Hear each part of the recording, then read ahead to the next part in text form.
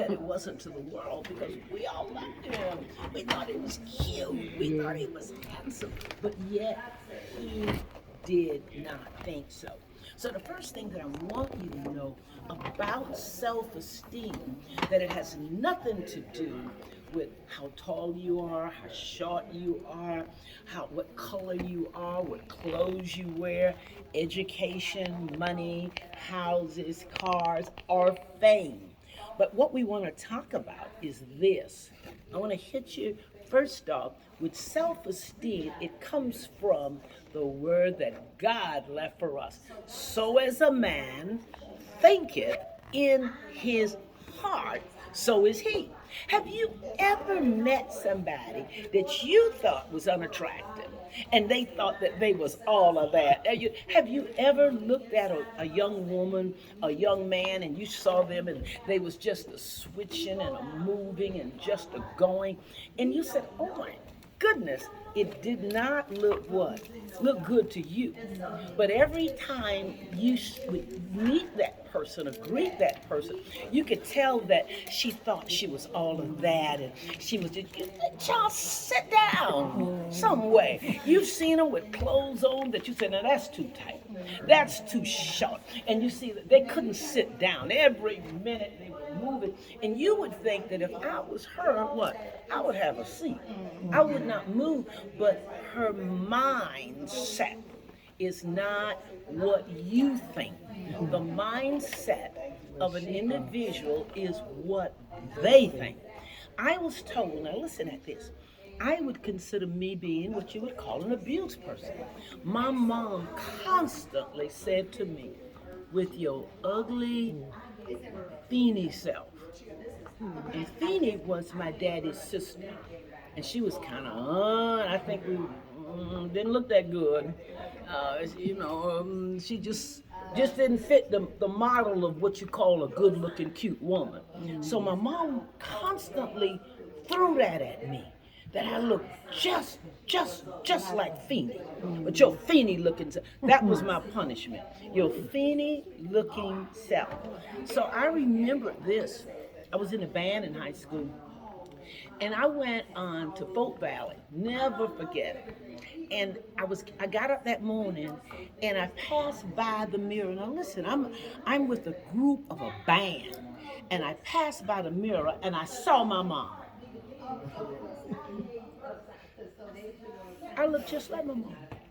There's nobody that says that I does not look like my mom. But it was the nag of the thing at my self-esteem and self-worth. I looked in and I said, oh my God, I see my mom's face in the mirror. But the face that I had before, I didn't think it was bad. Because something that I had that I'm going to give to you all in just a few minutes, but this is what I want you to know. How did it start? Everybody has a starting point of self-esteem, of self-worth. How did it start? Did it start at your childhood? Was it your mama, your dad? Was it the lack of your dad or mom not being there? Were you reared by your grandparents and auntie? Were you in an orphan facility? What about the children at school? Were you bullied? If you were a bullied person at school? Detach myself from the relationship and from the personality of that person when you want to be open to God. Because if you don't, you'll go around looking for another Bobby. Yes. If you don't, I'll go looking for another Trish. Right. Now, since I've been married to her, I'm so surprised that she's so much like her. But I was not looking for another Trish. Trish Right. is dead, gone. We won't even be married in heaven. That's See, being right. a man of God and knowing my Bible, I know that from get-go. Yeah. That's why it was so easy for me to get married. I told the whole church, I'm getting married again. Right. But we'll never be married anymore.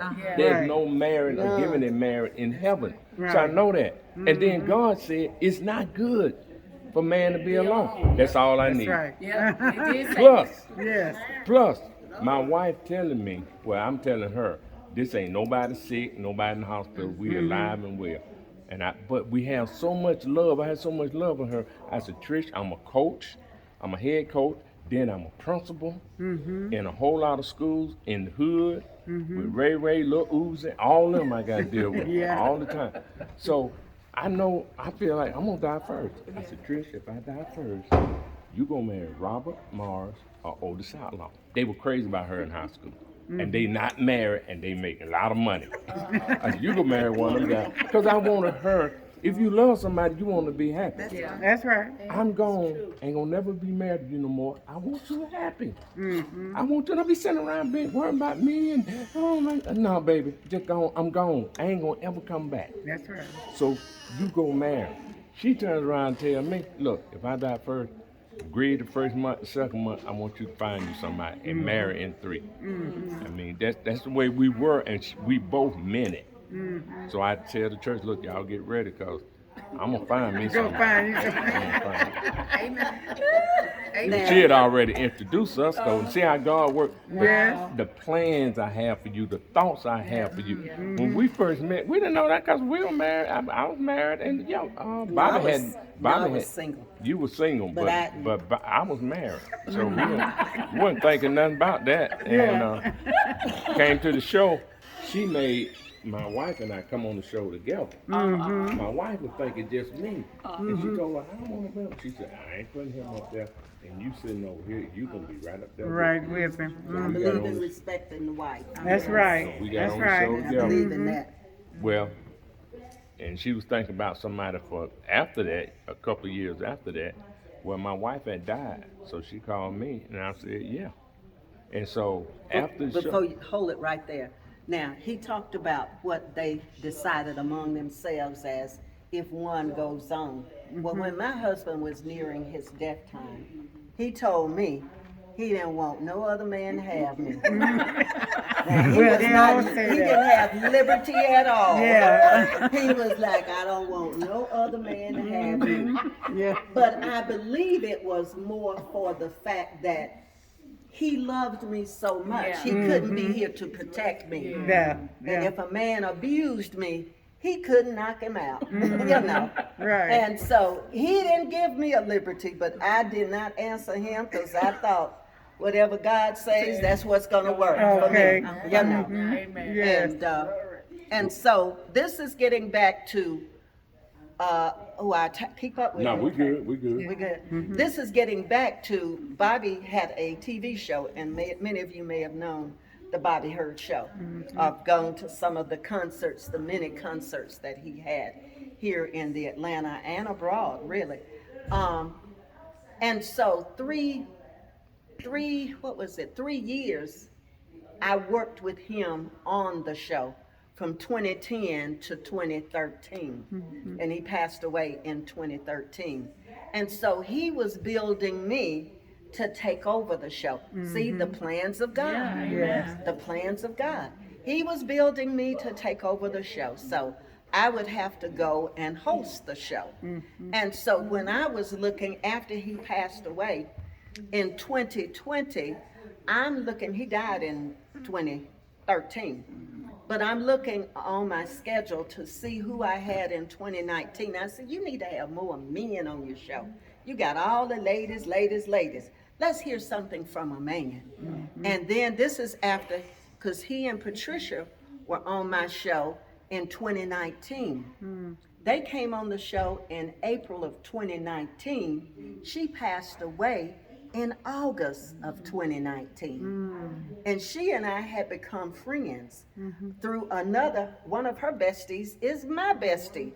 And we became friends over the phone, meeting at conferences, talking about what we love to talk about, clothes and looking good and doing those kinds of things. And we developed a friendship. I have a theological school. She wanted to come to my school. And we worked on that, talked about it, and she wanted to know, could she just roll on in? I said, it's in my house and you don't have to go up any steps or anything for our classes. And so we had a lot in common talking about those things. And let's just be clear on it. I ain't never looked at her husband. Never. For one thing, I always like to say, and I'm gonna say it quickly, I came up from the Baptist background, then I became non-denominational, but never, and I went to the Sanctified Church on Sunday night, and every Sunday night, Miss Victoria Bostic, remember her name very well. She beat the drums, she preached, she did it all. She opened the church, she locked up the church, she did my hair. So we came there. My mama drugged us there. But I was not in, I didn't really fellowship. Not that I didn't fellowship, but we were not a part of the Pentecostal church. So I always say, shoot, at my other churches, we could do line dancing. Over here, no. So hey, Yeah. But so I invited them to come on the show. In fact, she said,